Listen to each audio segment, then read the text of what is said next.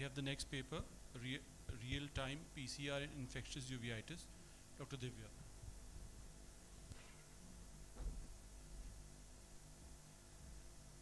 Good afternoon one and all. I'll be presenting real-time PCR in infectious uveitis. As we all know, infectious uveitis is an important cause of ocular morbidity and blindness. Approximately 20 to 45% of uveitis cases are infectious, and their etiological diagnosis is always challenging. PCR plays an important role in etiological diagnosis of infectious uveitis. Real-time PCR, very simply, can be defined as a technique used to monitor the progress of a PCR reaction in real time.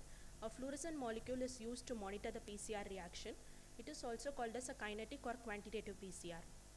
Scope of PCR, it can detect MPB64 IS6110 sequence, CMV HSV VZV, rubella, chikungunya, eubacterial genome, panfungal, propionibacterium, toxoplasma gondii, and etc. This is a retrospective case series of 128 eyes of 87 patients. Clinically suspected cases of infectious uveitis were included, and all patients who had other etiologies like autoimmune were excluded. Detailed ophthalmic examination including vision, IOP check with applanation tonometry, slit lamp examination, and fundus by indirect were done. In indicated cases, FFA, ICG, and OCT were done, and lab investigations like complete blood count, ESR, serum ACE, Manto, quantiferon TB gold, HRCT chest, nested PCR, and real-time PCR were done in indicated cases. It's a PCR machine, gel documentation system, and a real-time PCR machine. Some case examples are a 14-year-old girl with bilateral intermediate uveitis presented to us, and the HRCT chest was done, and the real-time PCR showed 2204 copies of MTB DNA. The next case of 25-year-old female presented to us with a solitary choroidal nodule who had pot spine, and real-time PCR showed 81 copies of MTB DNA. And after anti-TB therapy, the lesion were resolving. This is a case of serpiginous choroiditis, quantiferon TB gold positive, and real-time PCR was positive for MPB64 and IS6110 gene, was treated with 4-drug ATT and oral steroids. On follow-up at 1 month, the vision improved to 624/12 and the lesions were all resolved. And 1 month later, the real-time PCR was repeated, which was negative. A 48-year-old man present to us with retinal exudates and hemorrhages. He gave history of fever 3 months back, and the real-time PCR was positive. 9 copies of chikungunya virus was found, and post-treatment, the lesion was totally resolved and the vision improved to 624/18. This is a case of anterior uveitis with raised IOP. Real-time PCR was positive for HSV1 genome, and a case of CMV anterior uveitis, which was treated with tablet ganciclovir, and after treatment, the lesions resolved. A case of sclerokeratitis, MPB64 and IS6110, both were positive. And the results, out of 87 patients, 52 were male and 35 were female. Age range was between 11 to 74 years, and the mean was 36.4 years. Unilateral cases were 52.9 and bilateral 47.1%. These were all the systemic association, and 53 of them presented without any systemic association. 9.2% of steady patients were diagnosed as having TB and was on ATT when they presented to us. These were all the clinical diagnosis which we made. The most common uveitis encountered was granulomatous anterior uveitis of tuberculous etiology. 0.2% had autoimmune etiology. ESR raised in 44.4% of TB patients, that is 20 out of 45. Manto was positive in 66.67, 30 out of 45.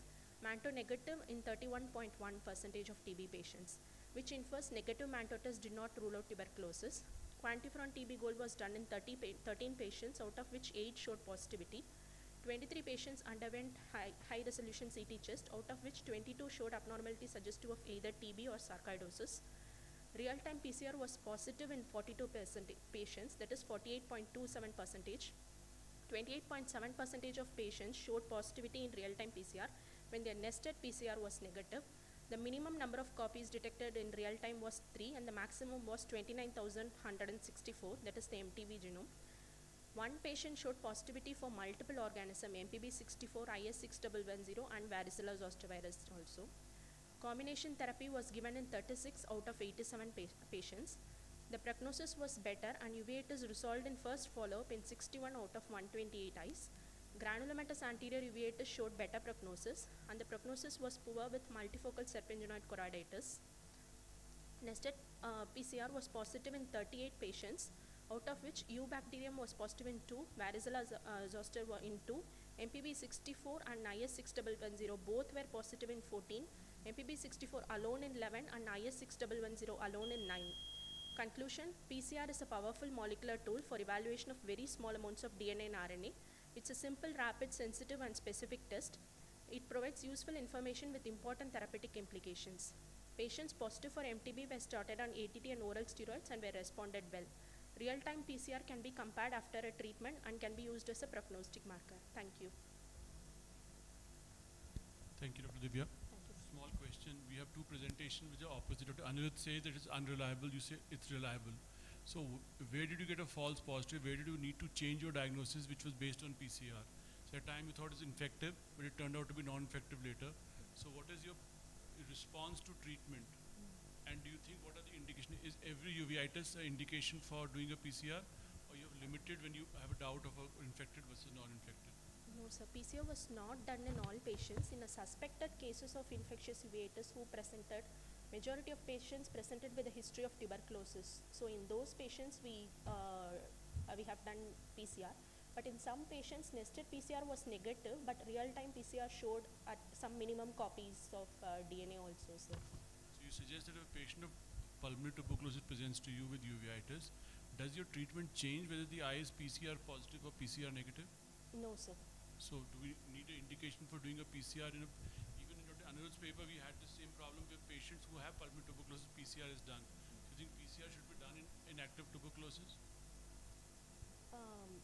Apart from tuberculosis, in other etiologies like viral. Tuberculosis, uveitis, and you have a systemic disease, would you want to do a PCR?